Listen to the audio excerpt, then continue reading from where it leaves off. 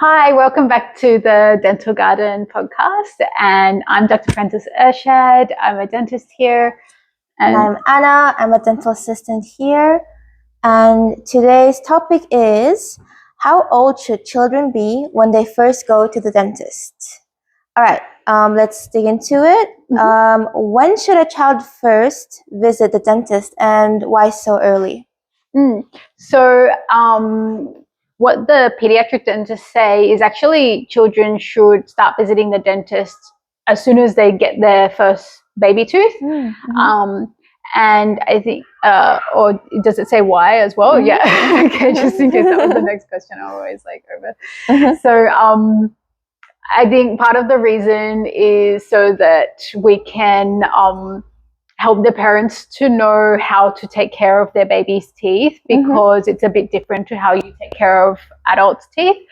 And also just to check if there is any sort of like genetic issues with those teeth that are coming through, or any problems with them. Yeah. And what happens during that first appointment? Is it mostly just a checkup, or more of like a meet and greet? So if it's it depends on the age of the child. So if they're 2 years and over, then we can actually check all their teeth and clean them as well. But when they're under 2 years old, we might tend to more just have a quick look and maybe spend some time talking to the parents, and it might be much of a quicker appointment. And it also helps to just get the child, adjusted and used to us. Yeah, so that would be like the first ever time a child comes into a dental clinic. How do you help children feel comfortable? Yeah, so we try to make it fun. We have I wish I should like move the camera around. Should I? I'm going to show you. We have our children's play area here, where they can play with the dollhouse is very popular. And then we also have some children's books in here. And I like this one. And then once you go into our treatment rooms, we also do have TV on the ceiling, which a lot of the kids love. There's nothing on it right now, but we can put I don't know, a lot of kids like Peppa Pig, but we can choose whatever your child likes off of Disney or Netflix or YouTube. And we also do make the appointment fun. So like I was saying, it's not the child's checkup and clean, or like for a toddler or preschooler, it's not the same as what you're having when you're an adult. We use like bubblegum flavored paste, and just make everything sort of more fun and much a more relaxed, sort of easier vibe. Yeah. And for the parents, how can they prepare their children for that first visit? Yeah, that's a very good question. So children don't have any expectation going into visiting the dentist, so it's really good to not not scare them, because sometimes parents will especially if they're a little bit anxious about going to the dentist themselves, they might say things like, don't worry darling, she's not going to hurt you, or don't worry darling, they're not going to give you a needle, or it's not going to be scary. And as soon as the child hears hurt, needle, scary, like they're like, oh, she's gonna hurt me, scare me, and give me a needle. Like they, so it's better to like maybe use like positive language rather than negative language. So you might say, oh, we're gonna go to the dentist, it's gonna be fun, we're gonna find out how many teeth you've got, and something like that. And if the child is curious to know about it, like I think some kids like watching the Peppa Pig goes to a dentist. I haven't seen the episode. I should watch it because I don't know. But I think there's also some like books and things that can help children to sort of understand like maybe what could happen.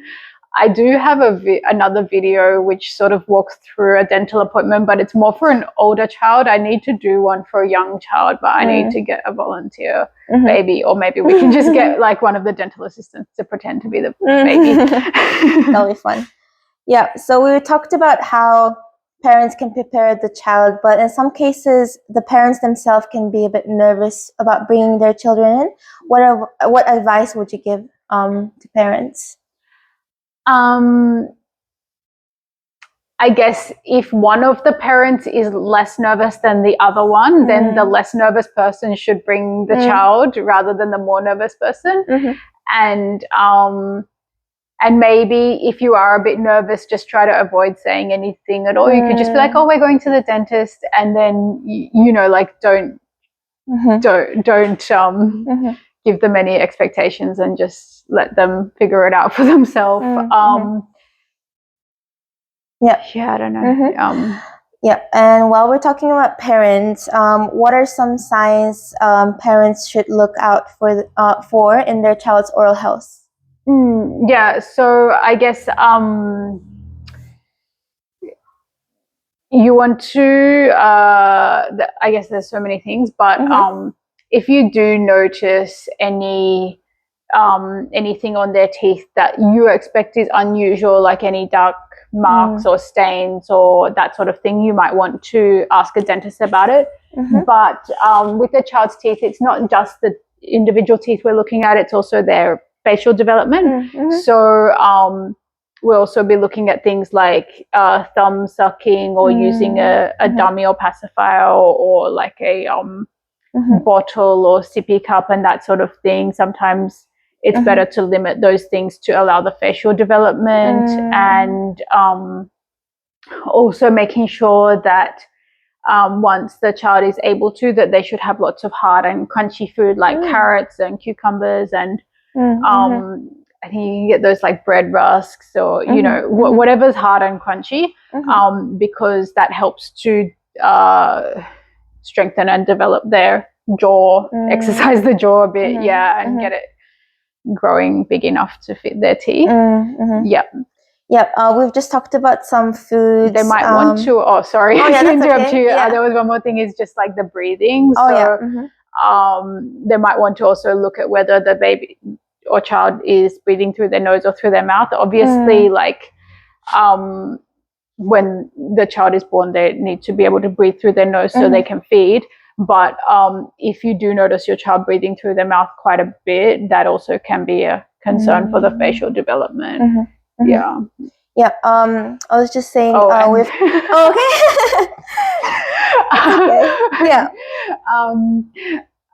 the other things I was going to say is like snoring and teeth grinding during sleep. So if the child is snoring or grinding their teeth, then sometimes we also might want to like get that investigated as well. Often we'll send them to an ENT, like doctor, or see if there's like something else that might be causing that, because while they're developing, you want them to be getting the maximum oxygen that they can, especially while they're sleeping. That's when they're growing. And also if they're not getting good sleep, then they might be hyperactive or irritable during the day. I'll try not to interrupt you again. That's okay. So I was just talking about how you mentioned some foods, and my next question relates to how diet plays in early childhood dental health. And why it's important as well. So other than what I spoke about already, we also want to look at sugars in the diet and what they're drinking. So I guess most people know this, but sugar leads to dental caries, like cavities.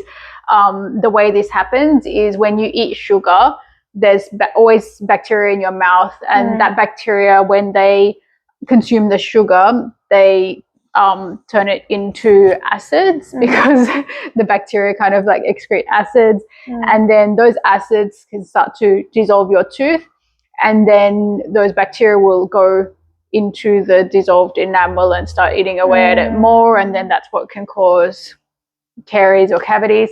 So even milk does have a bit of sugar in it, but we want to try to stick to water and milk for children as their liquids.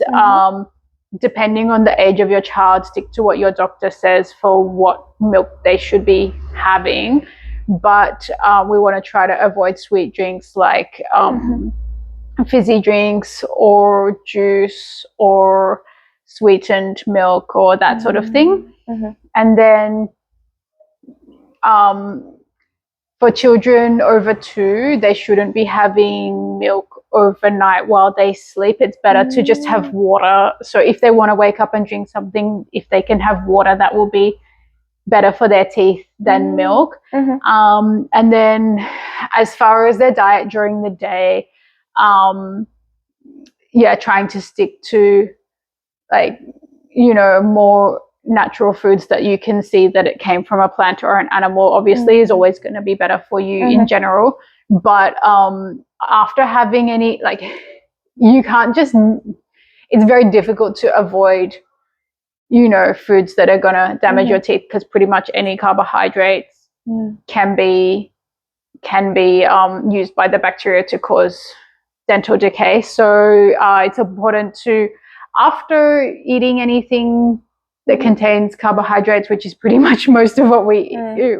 I mean, I don't know, depends on your diet, but have water afterwards. So just try to get them drinking lots of water, rinse with water after having anything sweet or You've talked about what to do once they have sugary food and stuff. Should I also say the reason for the water? I was going to ask something related to that as well. Because I was just going to say that the reason to have water afterwards is because the water will neutralize the acidity in the mouth and help get it more stable to reduce the risk of getting a tooth decay. But also the water does have fluoride. Well, if you're in Sydney, I mean, I don't know where you're watching this from, but if you're in Sydney, the water has fluoride in it, so that also helps to strengthen back up the teeth and remineralize it after you eat. And want to ask you a bit about brushing. Yes. What are some mistakes our parents make when it comes to brushing or oral hygiene in general? I guess I don't want to say people are making mistakes, but I guess generally with brushing, using toothpaste that doesn't have any fluoride in it is actually not beneficial for the teeth, because the only real reason for the actual toothpaste is to get fluoride on the teeth. The point of the toothbrush is to clean off the plaque and everything, but you can do that without the paste. The paste is there to get fluoride on the teeth to strengthen them up, because the once the fluoride combines with your enamel, then that's more resistant to that acid that we were talking about earlier. But because they are babies or children, they can't use adult toothpaste because the fluoride content is quite higher. So then we would use more of a baby toothpaste. So you would start with like the 0 to 2 years and then move up to 4 to 6 years. And then once they're over 6 years old, they can use adult toothpaste. But you want to just use a tiny bit of toothpaste. So on a